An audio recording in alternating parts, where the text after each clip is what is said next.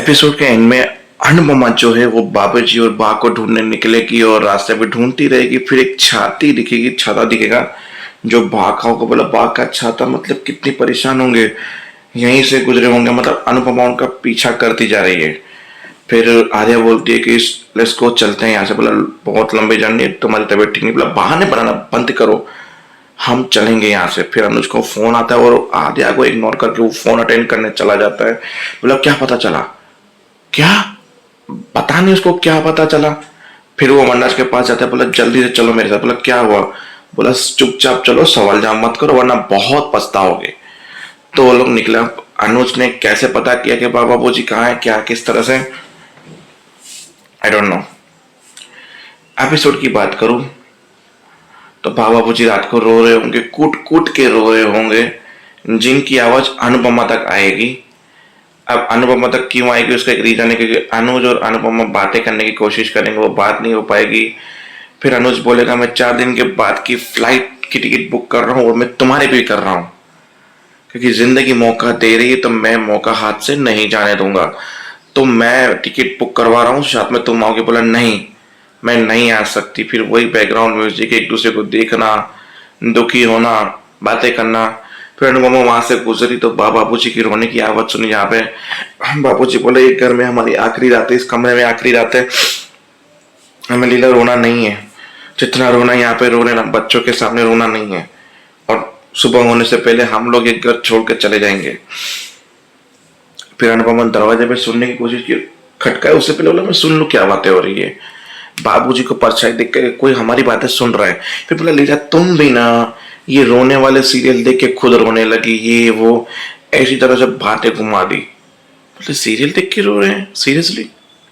फिर अनुपमा चली गई छोड़ के। बोला कौन था? बोला शायद तो अनुपमा थी, पर पता नहीं कौन था, और कोई भी हो सकता है, पर पता नहीं। फिर सुबह हुई तो हमारी रात को हमारे वनराज शाह 51 लाख का चेक, भाई क्या करूं, कल बैंक में डाल के विड्रॉल कर लूं, एनओसी लेटर दे दूं उससे, क्या करूं क्या करूं। फिर इनसाइड की पिल्स लेने लगा। बोला तुम कब से ये पिल्स लेने लगे? जब डॉक्टर ने रिक्वायरमेंट की थी तब भी तुमने नहीं ली थी ये पिल्स। बोला मैं दवाई भी तुमसे पूछ के लूंगा। फिर उन दोनों के बीच में कुछ हुआ। बोला अब तो मुझे भी टेंशन हो रही है कि वनराज क्या करने वाला है। तो ये लोग तो सो गए। सुबह हुई तो काव्या जो थी वो रसोई में थी और पाखी बाहर थी जॉगिंग के कपड़ों में, और बोल रही थी कि मेरा यहाँ पे एक पेंट हाउस बनने वाला है, हम रिच बनने वाले, अमीर बनने वाले। मेरे पापा ने 51 लाख का चेक भी ले लिया है बिल्डर से, क्योंकि यहाँ पे बहुत बड़ा टावर बन रहा है और उसमें मेरा एक पर्सनल फ्लैट होगा।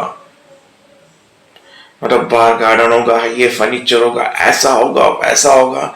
अब शाह अलग की दुनिया में जिएंगे, क्योंकि ये बिल्डिंग सबसे महंगी होगी अहमदाबाद की, जिसमें सिर्फ और सिर्फ रिच लोग रहेंगे और शाह अब रिच में गिनाए जाएंगे। काव्या ने सुन लिया और समझ गए कि वाह ये बात, इसलिए वनराज परेशान है। वनराज वहां पे बैठा। बोला तुम इसलिए परेशान से इसलिए दवाइयां ले रहे थे कि अनुपमा ने एनओसी पे साइन नहीं की, तुमने बिल्डर से 51 लाख का एडवांस ले लिया है, और ये बात बाबूजी को पता नहीं होगी और मुझे नहीं पता, बल्कि पाखी को भी पता है। इतना याद रखना, अगर तोशु और पाखी का तुमने हिस्सा रखा है तो एक हिस्सा मेरा भी रखना। आई नो कि टेक्निकली माही तुम्हारी बेटी नहीं है, पर मैं तुम्हारी बीवी जरूर हूं, इसलिए मेरा हिस्सा बनता है अंदर, और मैं मेरा हिस्सा लिए बिना मानने वाली नहीं हूं। तो जब तुमने सबका बराबर हिस्सा किया है तो मेरा भी बराबर का हिस्सा होगा।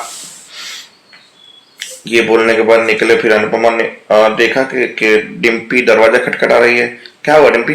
मतलब बाबूजी कभी सुबह इतनी देर तक तो नहीं सोते और सुबह से बाहर भी नहीं आए, दरवाजा खटका रहे तो उठ नहीं रहे। अनुपमा ने खटकाया, किंजल ने खटकाया, फिर पीछे से टिट्टू आ गया। 4 लोग खटका रहे पर दरवाजे पे कोई रिस्पॉन्स नहीं। काव्या भी आ गई। फिर दरवाजा जोर जोर से खोल के अंदर की कुंडी तोड़ी, अंदर घुसे, देखा कहीं भी नहीं है। बाबूजी बहुत कहाँ चले गए?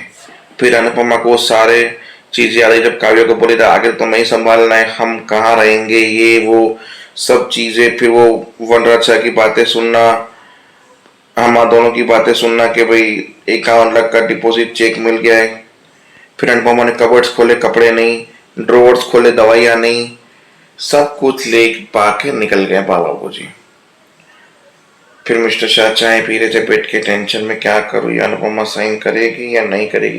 बोला मिस्टर शाह, तो तुम्हारा दिमाग खराब हो गया, मेरी चाय गिर जाती, कैसे बात करिए मिस्टर शाह, तमीज नहीं है क्या बात करने की। बोला आपको अपने चाय की पड़ी, तमीज की पड़ी, यहाँ बाबू जी घर छोड़ के चले गए हैं, और जानते हो किसके लिए, ये गलती तुम आपकी बेटी के लिए, जिसने उस दिन बोला छठा आप क्या बातें कर रही हो, क्या मतलब है तुम्हारा। बोला बापू जी ने जब से इसने बदतमीजी की है बापू जी के साथ, तब से उसका नेचर बदल गया है। आपने देखा वो काव्या को बोल रही थी कि तुम्हें ही संभालना है, किंजल को बोल रही थी बच्चों का ध्यान रखो, डिम्पी को ये बोल रही थी। आपने उनका नेचर देखा, जो बाहर रसोई में बैठ के यूं चुटकियां बजा के काम करवाती थी, वो उन्होंने काम रसोई में घुसना बंद कर दिया, सब काम बहू के ऊपर छोड़ दिया। बाबूजी ने बच्चों के साथ खेलना छोड़ दिया, केयर करना छोड़ दी, जिससे यह साबित होता है कि उनको उन चीज का बहुत बड़ा लगा। और आप और ये दोनों आपके नालायक बेटे क्या बात कर रहे थे उस दिन रात को, जो बापूजी इतना शौक और सदमे में चले गए आपकी बातें सुन के। जरूर आप वो 51 लाख चेक की बात कर रहे होंगे जो आपने एडवांस लिए, क्योंकि वो बात तो हम दोनों जब बात करें तब भी बापूजी ने रात को सुन ली थी। ऐसी तो क्या उस दिन आपने अलग से बात की जिससे बापूजी इतने हर्ट हो गए जो घर छोड़ के चले गए। फिर हमने बोला पहले फोन लगाते हैं, फोन लगाया, बा का फोन नहीं लग रहा था, अनुपमा ने बाबूजी लगाया, बाबूजी का फोन लगा, पर वो दोनों सड़क पर बैठे हुए थे और फोन नहीं उठा रहे थे। बोला नहीं उठाना, रो रहे थे। फिर दूसरा फोन नहीं उठाना, तीसरे फोन पे हमको बताना पड़ेगा बेटों को, ताकि चिंता ना कर। उठाया फोन, बोला कहाँ हो, हाँ अनुपमा बताओ। बोला कहाँ हो बाबू जी, आपने ऐसा क्यों किया, ये क्यों किया, हमसे नाराज की थी, हमसे बोल देते ये वो। अनुपमा ने पहले 5 पन्नों के भाषण में बाबूजी को डांट दिया, फिर भी बाबूजी एक शब्द नहीं बोले। फिर वंडा ने बोला प्लीज मुझसे बात करो, ये वो, मैं आपसे बात करना चाहता हूँ वगैरह वगैरह, पर वो भी बात नहीं कर रहे थे। देखते हैं आगे क्या होता है। वहीं पे एपिसोड खत्म हो गया। जय हिंद।